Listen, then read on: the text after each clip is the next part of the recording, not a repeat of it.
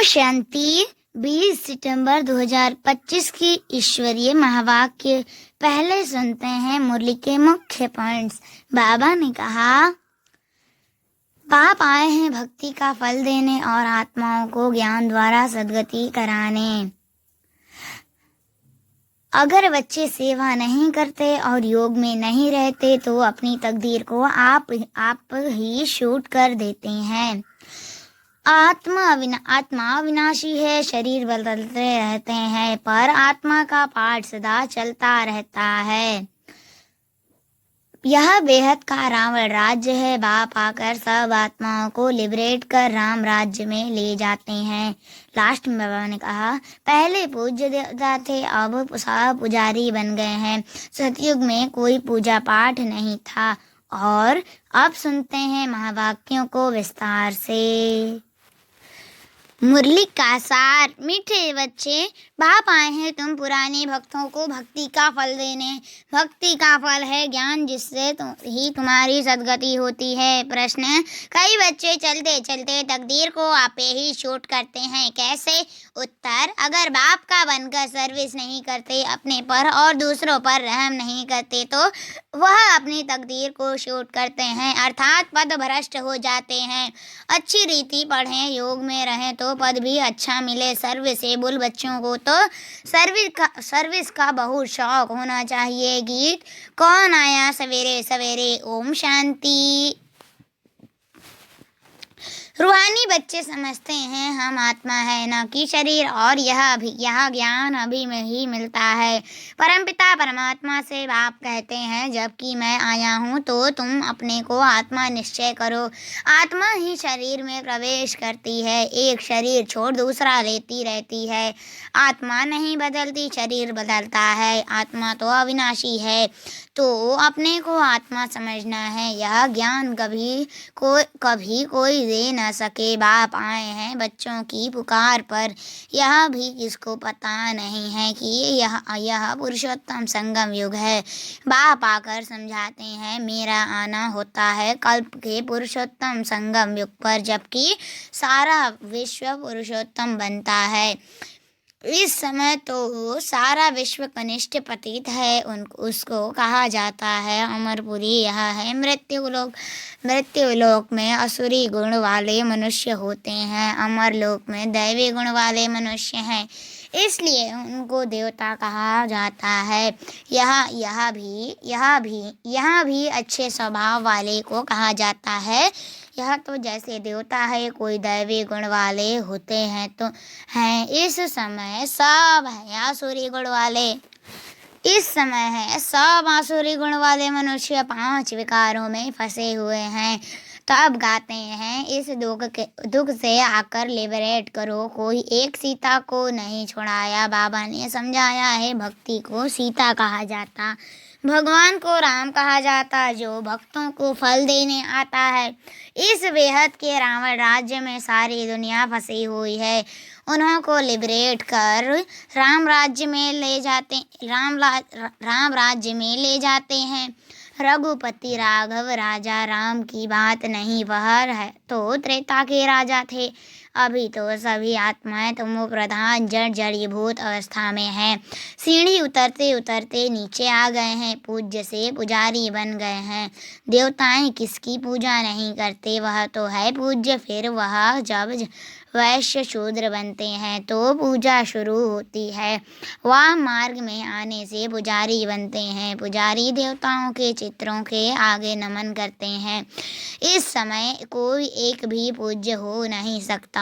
ऊंचते ऊंच भगवान पूज्य, फिर है सतयुगी देवताएं पूज्य। इस समय तो सब पुजारी हैं। पहले शिव की पूजा होती है, वह है अव्यभिचारी पूजा। वह सतो प्रधान, फिर सतो, फिर देवताओं से भी उतर कर जल की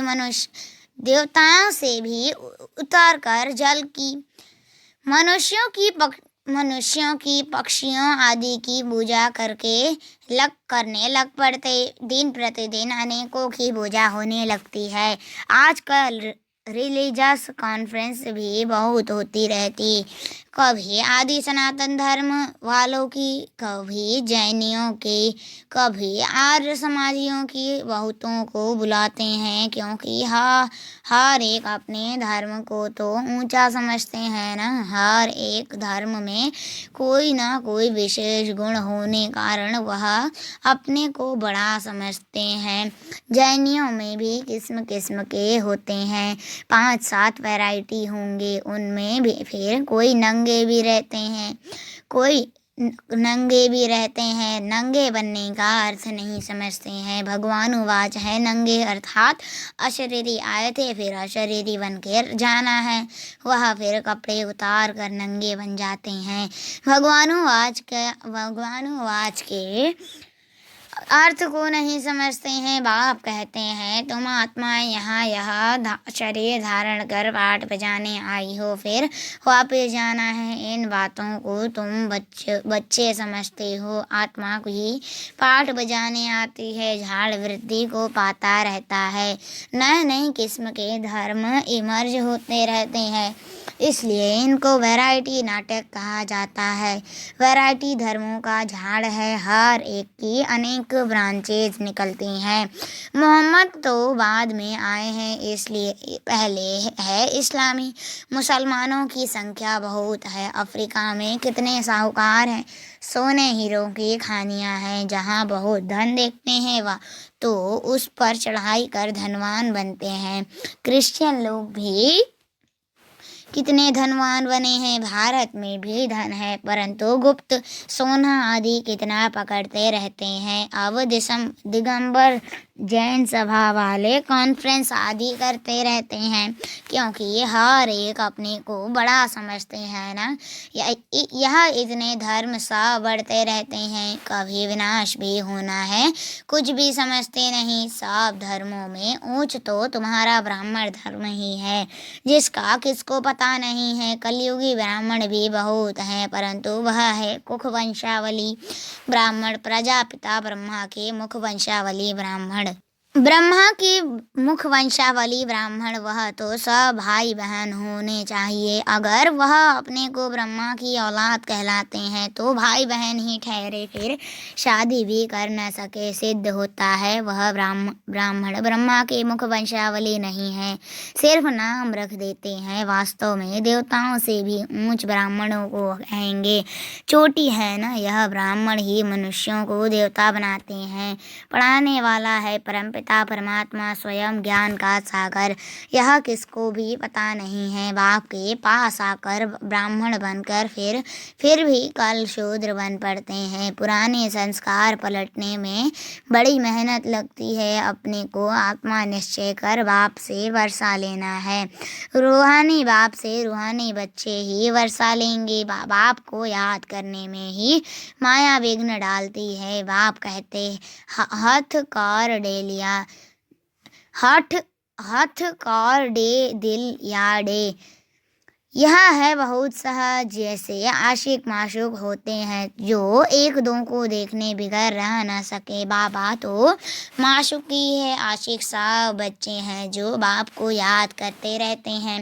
एक बाप ही है जो कभी किसी पर आशिक नहीं होता है, क्योंकि उनसे ऊंच तो कोई है नहीं। बाकी हाँ बच्चों की महिमा करते हैं। तुम भक्ति मार्ग से लेकर मुझ माशूक के सब आशिक हो, बुलाते भी हो कि आकर दुख से लिबरेट कर पावन बनाओ। तुम सब हो ब्राइड्स, मैं हूँ ब्राइड ग्रूम। तुम सब आसुरी जेल में फंसे हुए हो, मैं आकर छुड़ाता हूँ।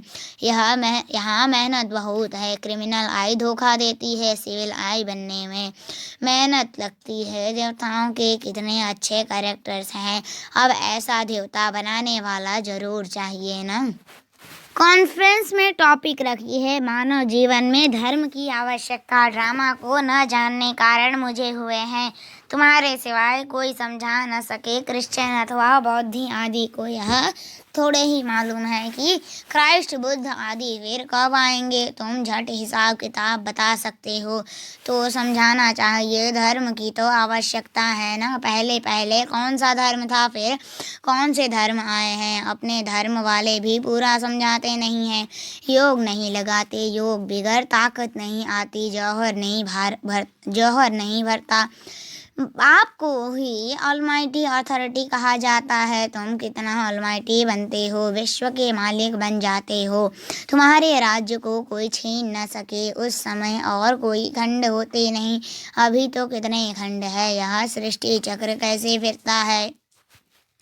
5000 वर्ष का यह चक्र है। बाकी सृष्टि लंबी कितनी है वह थोड़े ही माप कर सकते। धरती का करके माप कर सकते हैं, सागर का तो कर न सके। आकाश और सागर का अंत कोई पा न सके तो समझाना है धर्म की आवश्यकता क्यों है। सारा चक्र बना ही है धर्मों पर।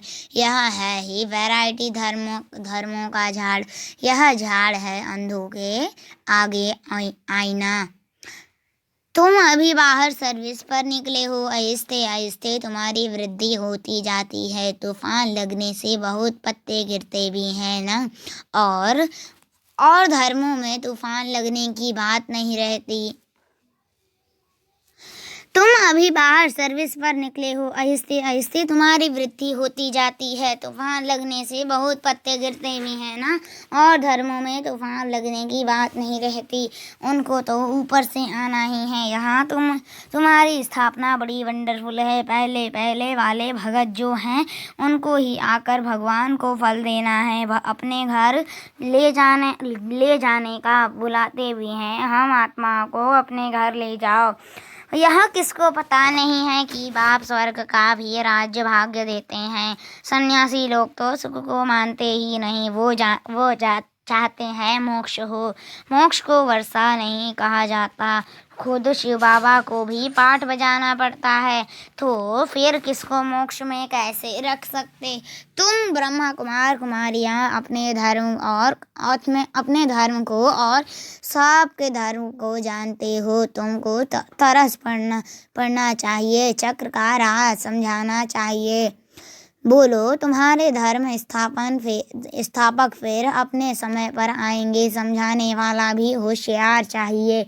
तुम समझा सकते हो कि हर एक को सतो प्रधान से सतो रजो तमो में आना ही है। अभी है रावण राज्य, तुम्हारी है सच्ची गीता जो बाप सुनाते हैं। भगवान निराकार को ही कहा जाता है। आत्मा निराकार गॉड फादर को बुलाती है। वहाँ तुम आत्माएं रहती हो। तुमको परमात्मा थोड़े ही कहेंगे। परमात्मा तो एक ही है, ऊंचते ऊंच भगवान, वे सब है आत्माएं। बच्चे, सर्व का सद्गति दाता एक है। फिर है देवताएं, उनमें भी नंबर 1 है श्री कृष्ण, क्योंकि आत्मा और शरीर दोनों पवित्र है। तुम हो संगम योगी, तुम्हारा जीवन अमूल्य है। देवताओं का नहीं, ब्राह्मणों का अमूल्य जीवन है। बाप तुमको बच्चा बनाए, फिर तुम्हारे पर कितनी मेहनत करते हैं। देवताएं थोड़े ही इतनी मेहनत करेंगे। वह पढ़ाने लिए बच्चों को स्कूल भेज देंगे। यहाँ बाप बैठ तुमको पढ़ाते हैं। वह बाप टीचर गुरु तीनों हैं। तो कितना रिकॉर्ड होना चाहिए। सर्विसेबल बच्चों को सर्विस का बहुत शौक होना चाहिए। बहुत थोड़े हैं जो अच्छे होशियार हैं तो सर्विस में लगे हुए हैं। हैंड्स तो चाहिए ना लड़ाई के मैदान में जाने के लिए। जिनको सिखलाते हैं उनको नौकरी आदि सब छुड़ा देते हैं। उन्हों के पास लिस्ट रहती है। फिर मिलिट्री को कोई रिफ्यूज़ कर ना सके कि हम मैदान पर नहीं जाएंगे। ड्रिल सिखलाते हैं कि ज़रूरत पर बुला लेंगे। रिफ्यूज़ करने वाले पर केस चलाते हैं। यहाँ तो वह बात नहीं है। यहाँ फिर जो अच्छी रीति सर्विस नहीं करते हैं तो पदभ्रष्ट हो जाता है। सर्विस नहीं करते गोया आप ही अपने को शूट करते हैं। पदभ्रष्ट हो जाता है, अपनी तकदीर को शूट कर देते हैं। भक्ति अच्छी रीति पढ़ें, योग में रहें तो अच्छा पद मिले। अपने पर रहम करना होता है, अपने पर करें तो दूसरे पर भी करें। बाप हर प्रकार की समझानी देते रहते हैं, यह दुनिया का नाटक कैसे चलता है तो राजधानी भी स्थापन होती है। इन बातों को दुनिया नहीं जानती। अब निमंत्रण तो मिलते 5-10 मिनट में क्या समझा सकेंगे, 1-2 घंटा दे तो समझा भी सकेंगे। ड्रामा को तो बिल्कुल जानते नहीं, पॉइंट्स अच्छी जहाँ तहाँ लिख देनी चाहिए, परंतु बच्चे भूल जाते हैं बाप क्रिएटर भी हैं। तुम बच्चों को क्रिएट करते हैं, अपना बनाया है, डायरेक्टर वन डायरेक्शन भी देते हैं, श्रीमत देते और फिर एक्ट भी करते हैं, ज्ञान सुनाते हैं, यह भी उनकी ऊंच से ऊंच एक्ट है न। ड्रामा के क्रिएटर, डायरेक्टर और मुख्य एक्टर को न जाना तो क्या ठहरा अच्छा। मीठे मीठे सिखलते बच्चों प्रति माता पिता बाप दादा का याद प्यार और गुड मॉर्निंग। रूहानी बाप की रूहानी बच्चों को नमस्ते। हम रूहानी बच्चों की रूहानी माता पिता बाप दादा को याद प्यार और गुड मॉर्निंग।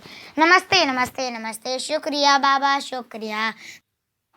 धारणा के लिए मुख्य सार। पहला पॉइंट, इस अमूल्य जीवन में पढ़ने वाले टीचर का बहुत बहुत रिकॉर्ड रखना है। पढ़ाई में अच्छा होशियार बन सर्विस में लगना है, अपने ऊपर आप पे ही रहम करना है। दूसरा, आप अपने आप को सुधारने के लिए सिविलाइज्ड बनना है, अपने कैरेक्टर सुधारने हैं, मनुष्यों को देवता बनाने की सेवा करनी है। वरदान, रूहानी ड्रिल के अभ्यास द्वारा फाइनल पेपर में पास होने वाले सदा शक्तिशाली भव। विस्तार, जैसे वर्तमान समय के प्रमाण शरीर के लिए सर्व बीमारियों का इलाज एक्सरसाइज सिखाते हैं, ऐसे आत्मा को सदा शक्तिशाली बनाने के लिए इस रूहानी एक्सरसाइज का अभ्यास चाहिए। चारों ओर कितना भी हलचल का वातावरण हो, लेकिन आवाज में रहते आवाज से परे स्थिति का अभ्यास करो।